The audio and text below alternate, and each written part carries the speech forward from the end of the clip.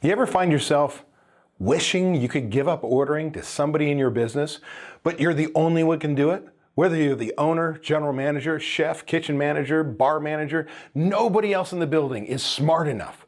Nobody else in the building can do it. That's never going to work in your business. You're going to be a prisoner. So how do we set up a system that we can give up ordering without giving up our checkbook? I'll share that with you in about 2 seconds.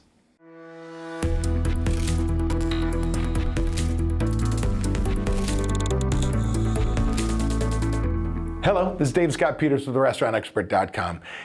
And I get it. I see people come to our office for one of our 3-day trainings, our 2-day trainings, our 1-day trainings. And I see them right when they join with us and they got to leave the training room to place their order because nobody else can place an order. The moment they do so, when they leave their building, they leave it to somebody else, they come back and there's $2,000, $3,000 in extra product on the shelves and they can't make payroll. Right? You might be able to use that product over the next couple days, weeks, if it doesn't waste, if it's not stolen, right? If it doesn't spoil, but you can't pay your bills. What pays your bills? Cash or profits? Cash. So by taking money out of the bank account, put it on the shelf to be at risk to be stolen, wasted, spoiled, that ain't good. And we feel like everybody's an idiot. Well, I'm going to give you a very simple system called the purchase allotment system that allows you to give up ordering without giving up your checkbook. And it's based off 4 very simple rules. Before we go to the 4 rules, that it's COD. Pay cash on delivery. Because one of the things I find with independents is we order, sales are here, we go out of season, sales drop, and we've got bills, right? We're on terms for high season. We don't have money to pay the bill. So if you don't have money to buy it, you've got a problem, that order, you need to fix it.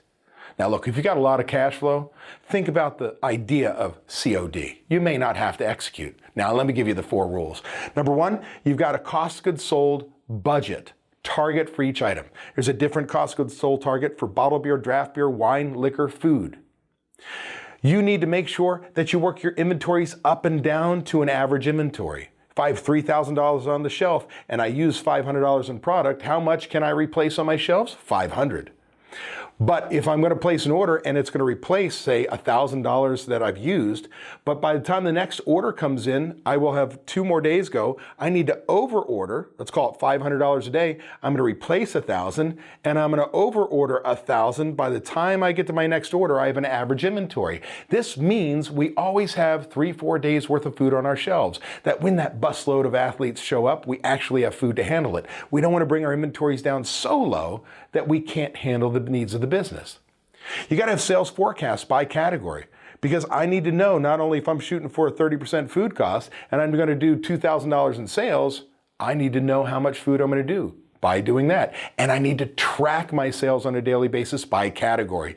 Gross sales, before discounts, not including sales tax. Gross sales, food, bottled beer, draft beer, wine, liquor, and so on. Now, by doing so, what we're able to do is we're able to use something called the purchase allotment system. Based on your forecasted sales, and say 80% of that being your sales mix, being food, we know that if I did $1,000 in sales and 80% was my mix, I'd expect to do $800 in food sales. And we break it down by category. That way, in this case, chef knows I'm ordering for the food sales only, not the total sales. If I have a target cost of goods sold of 20%, then what I'm going to use? I'm going to use $160 in product, 20 times 800, and so on. And so that's my predicted. If I had no waste, no theft, no spoilage, perfect restaurant, which does not exist, my raw food cost every day is what I should use. Then I've got this thing called actual sales. Every day you put your actual sales in. If I thought I was going to do $2,000, but I did $4,000, it doubles the use, right? I used $320 in product. Well, the beautiful thing about this is this system corrects itself every single day. Because the last thing I have to do is track my invoices and paid outs, food portion only, the day that it comes in the door. And by doing so, I run this running total. And if I have a Monday order for a Tuesday delivery, I know what actually left the shelves before I place that order. But I'm going to go to my next delivery day, my Thursday order day, Friday delivery day, and I'm going to say I'm going to use, this is what left the shelves, here's what I'm going to use based on forecasted sales. Add them up. Subtract what's already come in the door in food. I subtract from what I need, what I actually spent, and I come up with a dollar amount, my estimated order.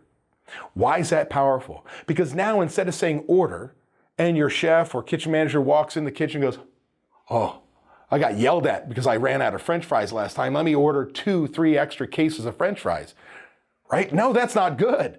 Taking money out of your bank account, but they don't want to be yelled at because you got pissed off. Easy to fix, man. Just take money out of your bank account, put it on the shelves. So now what I do is I say, here's how much money you have. And chef, let's call it $8,000. You can have a $500 leeway. Your order can be up to $8,500. 1 penny more, you got to find me. Do your job within a $500 window. If you need 1 penny over $500 over what this estimated order says, you must find me and ask me for permission. That's powerful. Instead of just willy-nilly walking in and going, oh my gosh, where's all my money? It's on the shelves. I can't pay my bills. We put restrictions in. And here's what happens. This is a proactive management tool, because if you were a manager working for me and you came up to me and said, hey, I need to order $9,000, $1,000 more than what the estimated order is. The first question out of my mouth to you is why? And if you worked for me and you have all the systems in place that we teach, I'm going to tell you, here's what I want to hear from you. Well, David, I'm glad you asked. We had a reach and cooler go down. We lost about $350 in product. I've since called a refrigeration repair company and got it fixed. I put us on a quarterly maintenance agreement. It shouldn't happen again. But just in case, I've implemented a time temp checklist. We're checking the temperatures every 2 hours. If I see it go out of temp, we can move the product and we won't lose it. Now, I don't think we have any theft because I noticed the key item report looks good, but on the waste sheet, Jose's been burning steaks. So we've repositioned Jose. He's going through training again before he hits the grill independently. Now, unfortunately, it's about $250 I can't account for, so I've implemented these 3 portion controls on the line. Like you want to smoke after that. You tell me you wouldn't be absolutely thrilled, come out of your gourd if you had a chef or kitchen manager come at you like that. What just happened?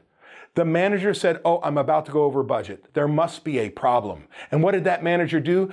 Found the problem and fixed the problem. When? Not 15 days in the next period. When they go, hey, food cost is high, they found the error today and they fixed the order today.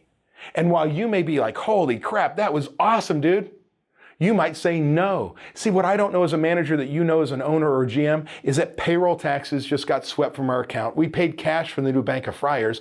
We are profitable, but we are cash poor. You want to give up ordering without giving up your checkbook? The purchase allotment system is the way to go. This is David Scott Peters. Thanks for watching this video. Be sure and subscribe now to my YouTube channel. But before you go, download my free report. You'll find the link below in the description section. And be sure not to miss these other videos with expert tips to help you run your restaurant.